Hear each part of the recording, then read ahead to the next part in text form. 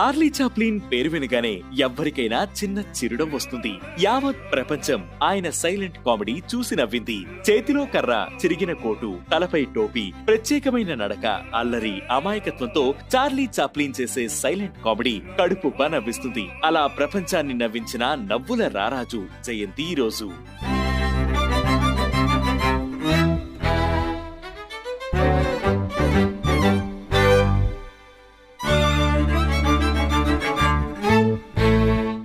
1889 April 16న London లో పుట్టారు Charlie Chaplin. ప్రపంచాన్ని తన కామెడీతో నవ్వించిన ఆయన జీవితం మాత్రం హ్యాపీగా సాగలేదు. తల్లి హన్నా స్టేజ్ పర్ఫార్మర్, తండ్రి చార్లెస్ సింగర్. కానీ తల్లిదండ్రులు విడాకులు తీసుకోవడంతో చార్లీ చాప్లిన్ బాల్యమంతా పేదరికంతోనే గడిచింది. చిన్నప్పటి నుంచి ఎన్నో కష్టాలు, బాధలు అనుభవించారు. కటిక పేదరికాన్ని చవిచూశారు. తల్లి కుటుంబాన్ని పోషించేందుకు ఆర్థిక ఇబ్బందులు ఎదుర్కొంది.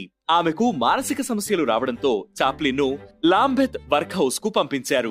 అక్కడి నుంచి బయటికి వచ్చాక ఆకలి బాధలు ఎక్కువయ్యాయి. బంధువుల ఇళ్లకు వెళితే భోజనం పెట్టేందుకు వివక్ష చూపేవారు. దాంతో బతకడం కోసం లండన్ లోని మ్యూజిక్ హాల్లో నటించడం మొదలుపెట్టారు.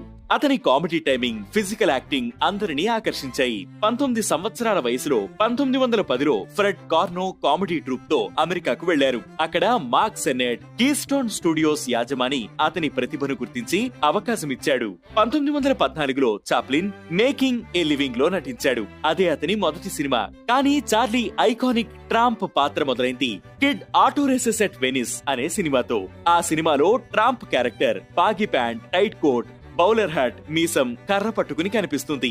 ఈ క్యారెక్టర్ ప్రపంచవ్యాప్తంగా సినిమా ప్రేక్షకులను ఆకర్షించింది.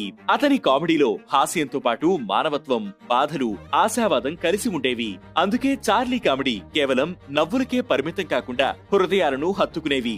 ఇక క్రమంగా చార్లీ మూకీ సినిమాల్లో రాజుగా మారారు.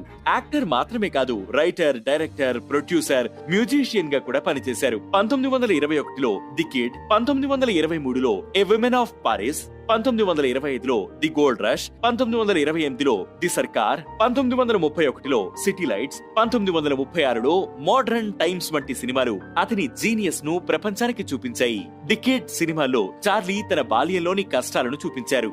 ఆయన దర్శకత్వం వహించిన తొలి cinema caught in the rain. ఇది 1914 మే 4న విడుదలై సూపర్ హిట్ అయింది. చార్లీ సినిమాలకు భాష లేకపోయినా అందులోని భావాన్ని అందరికీ అర్థమయ్యేలా చూపించారు.